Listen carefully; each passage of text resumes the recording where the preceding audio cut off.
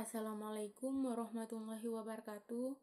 Perkenalkan, nama saya Rauda Watnil, NPM 8. Di sini saya akan menjawab pertanyaan-pertanyaan yang diberikan oleh dosen pengampu pengantar ekonomi makro Pak Dian untuk mengempu UTS pengantar ekonomi. Pertanyaan yang pertama adalah, apa yang Anda pahami tentang pendapatan nasional dan bagaimana metode cara untuk menghitung pendapatan nasional? Di sini yang dimaksud dengan pendapatan nasional adalah seluruh pendapatan yang diterima oleh seluruh anggota masyarakat dalam suatu negara dalam kurun waktu tertentu. Pendapatan nasional hasil yang diterima dari setiap anggota masyarakat ataupun rumah tangga, keluarga yang langsung digunakan maupun dikonsumsi pada waktu tertentu dalam 1 tahun. Maka dari itu, jika produksi barang dan jasa tidak digunakan, bisa saja tidak akan berfungsi jika tidak dikonsumsi. Metode yang dapat digunakan dalam pendapatan nasional ada 3. Yang pertama, metode pendekatan produksi. Yang kedua, metode pendekatan pendapatan. Dan yang ketiga, metode pendekatan pengeluaran. Yang pertama, metode pendekatan produksi. Untuk menghitung metode pendekatan produksi, kita menggunakan rumus Y sama dengan Q1 dikali P1 ditambah Q2 dikali P2 ditambah Qn dikali Pn, di mana Y sama dengan pendapatan nasional, P1 sama dengan harga barang Q1, dan Pn sama dengan harga barang Pn, dan Q1 sama dengan jenis barang Q1, dan Qn sama dengan jenis barang Qn. Lanjut pada metode yang kedua, metode pendekatan pendapatan. Di sini kita pakai rumus Y sama dengan W ditambah R ditambah I ditambah P, di mana Y tetap sebagai pendapatan nasional, R sama dengan pendapatan dari upah gaji, W pendapatan bersih dari sewa, I sama dengan pendapatan dari bunga, dan P sama dengan pendapatan dari keuntungan perusahaan. Lanjut, metode pendekatan pengeluaran. Untuk mencari metode pendekatan pengeluaran, kita menggunakan rumus Y sama dengan C ditambah G ditambah X dikurangi M.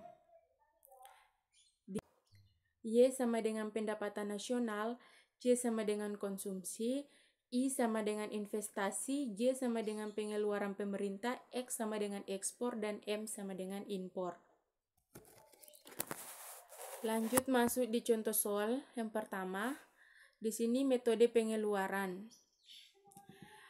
Jika sebuah unit usaha atau produksi membutuhkan lokasi untuk kantor baru, kemudian mereka menyewa tanah dengan harga rupiah 70 juta, lalu dalam sebulan pendapatan upah para kerja sebesar 400 juta, perusahaan juga memiliki bunga usaha rupiah 50 juta, sedangkan labanya sejumlah 35 juta.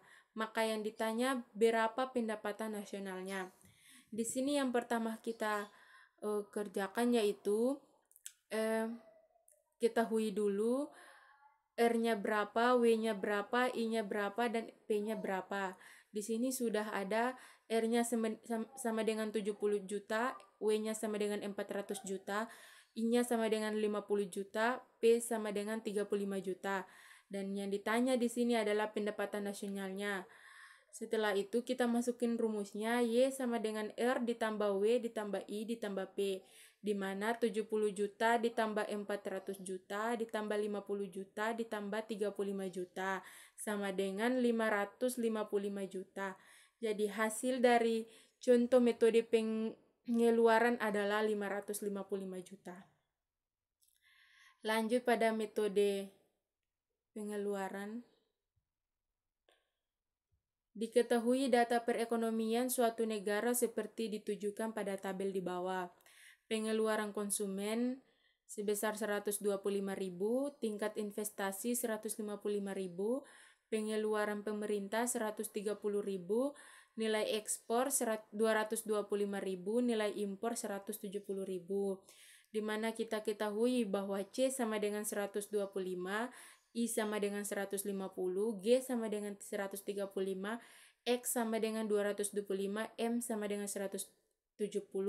Dan yang ditanyakan adalah pendapatan nasionalnya berapa.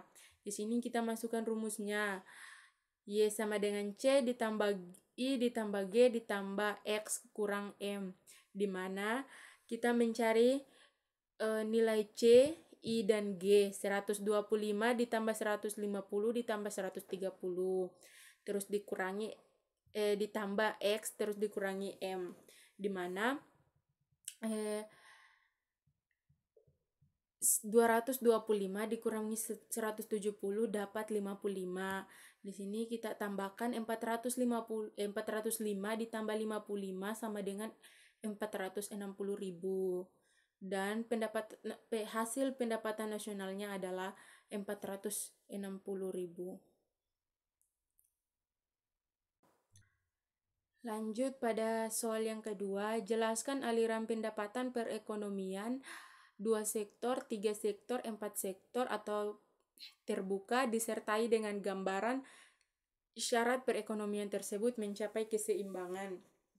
Yang paling pertama, perekonomian 2 sektor, di mana perekonomian 2 sektor terdiri atas 2 pelaku, yaitu rumah tangga konsumsi atau rumah tangga konsumen, dan masyarakat dan rumah tangga produksi atau perusahaan. Mana perkembangan ekonomi di Indonesia ini semakin berkembang setiap tahunnya. Hal ini didorong oleh peran dari pelaku ekonomi.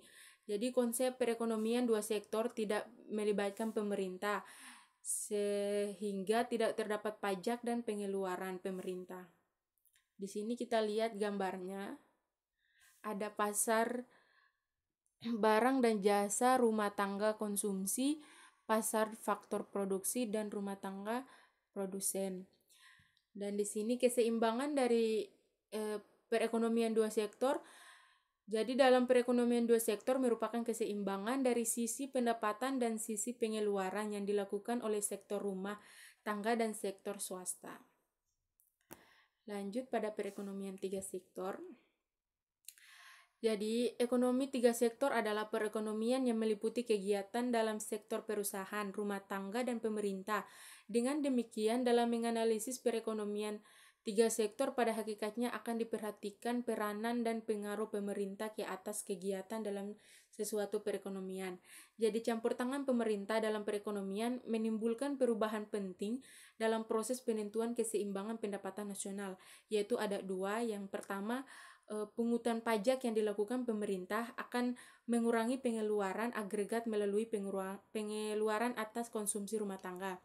Dan yang kedua yaitu pajak memungkinkan pemerintah melakukan pembelanjaan agregat. Jadi kedua aliran itu akan mengubah pendapatan dalam perekonomian. Di sini kita lihat gambarnya.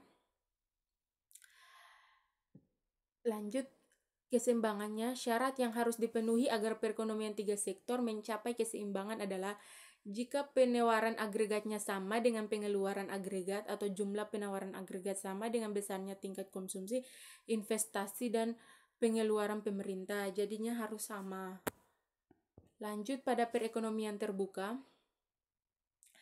Di sini perekonomian terbuka adalah perekonomian yang melibatkan diri dalam perdagangan internasional, ekspor dan impor, barang dan jasa, serta modal dan dengan negara-negara lain. Kegiatan ekonomi tersebut bisa dalam bentuk perdagangan produk, barang dan jasa, pertukaran teknologi, dan sebagainya. Jadi pada yang pertama pada sektor 3 sektor itu tidak melibatkan pada pemerintah, sedangkan pada perekonomian terbuka itu sudah melibatkan diri dalam perdagangan internasional. Artinya sudah ada campur tangan dari pemerintah. Dan syarat keseimbangan dalam perekonomian terbuka, efek perubahan ekspor dan impor terhadap keseimbangan pendapatan suatu contoh angka untuk menunjukkan keseimbangan dalam perekonomian terbuka dan perubahan keseimbangan tersebut. Lanjut pada yang ketiga, Apa yang Anda pahami tentang AD, AS? Apa yang membedakan teori tersebut dengan teori-teori lainnya? Yang dimaksud dengan AD itu singkatan dari agregat demand dan AS itu agregat supply.